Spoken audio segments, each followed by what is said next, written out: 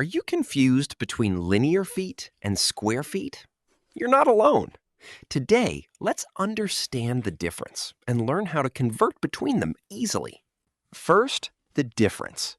Linear feet measures only length in a straight line, like a tape measure.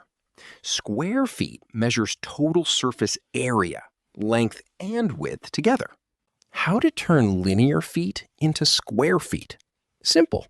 Take your linear feet and multiply by the width in feet.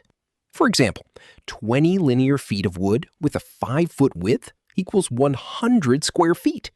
What if you have square feet and need to find linear feet? Do the opposite.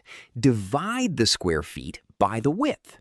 So 100 square feet divided by a 5-foot width gives you 20 linear feet. Remember, multiply to get square feet, divide to get linear feet.